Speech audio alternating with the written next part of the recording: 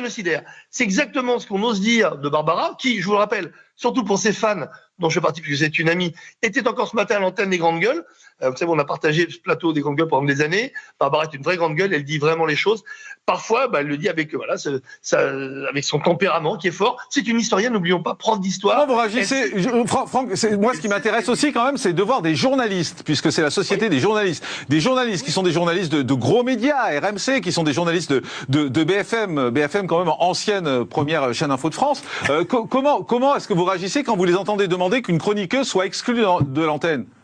D'abord, ce sont les syndicats de journalistes. Moi, je ne voudrais pas jeter du tout l'opprobre sur les journalistes en tant que tels. La société des journalistes, c'est pas les syndicats de journalistes, c'est la société des journalistes, c'est la SDJ. Oui, la société des journalistes, mais pour moi, la société des journalistes et aussi, regardez dans d'autres journaux comme Marianne, par exemple, où la rédactrice en chef, pareil, a subi la même fatwa, je le dis, ou la même cabale, on va dire, on va employer un mot plus français, la même cabale, parce qu'on a estimé qu'elle ne soutenait pas assez la Palestine et qu'elle ne disait pas assez qu'Israël était génocidaire. Mais quand il n'y a pas de génocide, il faut qu'on arrête à un moment, il n'y a pas de génocide. Choisissez autre chose. Donc, en tant que prof d'histoire, et Barbara a raison de résister, comme tous les citoyens français devraient résister, comme dans le monde entier on devrait résister. On ne va pas faire la promotion de quelque chose qui n'existe pas. Surtout, Franck, qu'on soit d'accord ou pas avec elle.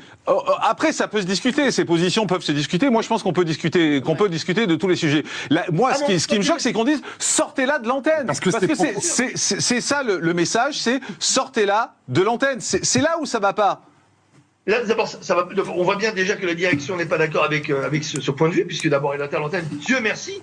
Tout d'abord pour la liberté d'expression, parce qu'ils défendent cette grande gueule depuis des années, mais qu'elle n'a pas été contrevenante. Ce qui est contrevenant aujourd'hui par rapport à la loi, des appels à la haine, d'accuser de génocide alors que le génocide n'existe pas. Donc elle dit, elle le démontre avec des faits historiques et surtout des faits en prenant les chiffres du Hamas, comme pendant le gala d'EDF ou dans un quiz. Donc c'est un quiz destiné aux moins de 25 ans. On l'a exposé. Et donc il y a une question pour expliquer arithmétiquement, parce que dans l'émotion évidemment, la symbolique du génocide fait plaisir aux insoumis et à tous leurs affiliés. Mais il n'y a pas de génocide. Pourquoi? On a expliqué, on a fait une explication arithmétique. Donc on a pris les 50 000 morts, ce sont les chiffres du Hamas. On a pris tous les chiffres du Hamas, les 25 000 terroristes en moins. Il vit dans une réalité parallèle. Merci Franck Tapiro.